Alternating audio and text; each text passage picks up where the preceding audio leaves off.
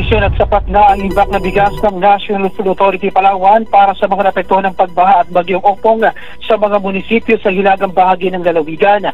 Sa panayam ng Super Radio kay NFA Palawan Branch Manager Julius Lopez, nasa 2,000 sako na bigas ang nakastandby sa bodega ng ahensya para ipabili sa mga LGU at relief agencies na maghahatid ng ayuda sa mga evacuation center.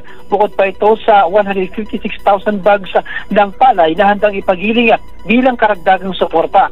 Ang preposition ng imbak na bigas at palay upang magamit ang mga lokalidad, lalo na mga munisipyo na nakataas ang Tropical Cyclone Wind Signal number 1 and 2 dahil sa bagyong Opong kamakailan.